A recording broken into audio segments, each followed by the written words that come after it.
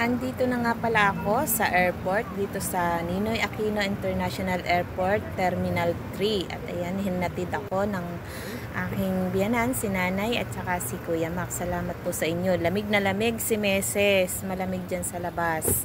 At pumasok na rin po ako sa loob. Mag-isa po akong magta-travel ngayon.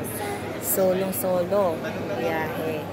Wala po ako ngayong kasamang mga bata at ang aking mga bata po ay may pasok. Napunta na nga pala ako niyan sa gate 103. Doon po ang aking boarding. Ayan, boarding na po. Tinawag na kami. Bali, ang flight ko nga pala dyan ay 6:55 ng umaga. Nag-boarding ako ng 6:15 at take off na. Ayan, samahan niyo po ako sa malapigil hininga na take off.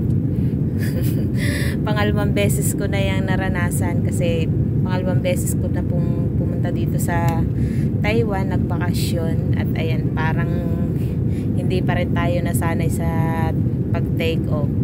Pero masaya sa paglanding kasi ang bilis niya, talagang pababa, pabulusok, pababa.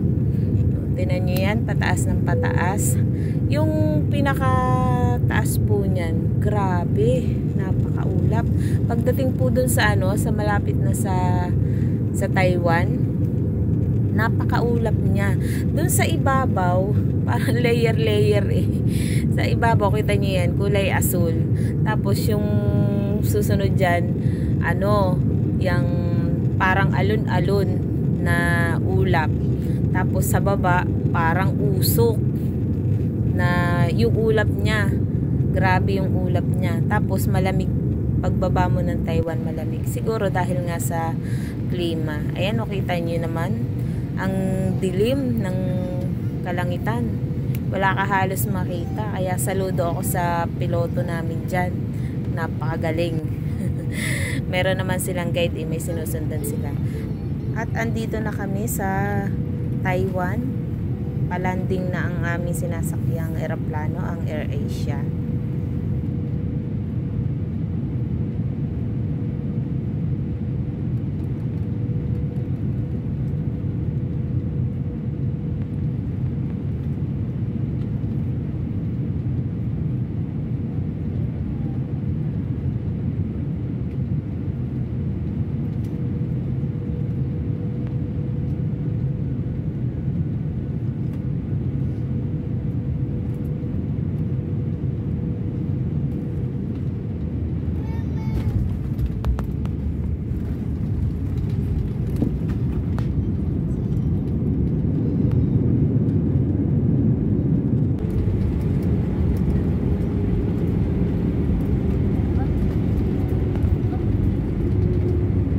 Like to say thank you for choosing AirAsia.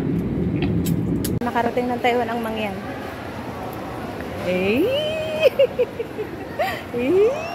Ayos. Yan mga meses, andito na ako sa dorm ng aking asawa. Ayan. At ako ay hindi na nakapag-vlog sa airport kasi nga nalobat ako. Konting vlog lang dun.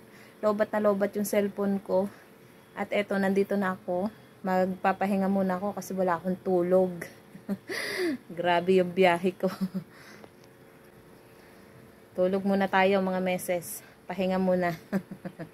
Mamaya na lang ulit. Salamat sa panonood at sa pagsama sa akin sa travel ko dito sa Taiwan. 14 days lang ako dito. At sa February ay balik na ulit ako ng Pinas. Ayan. Bye!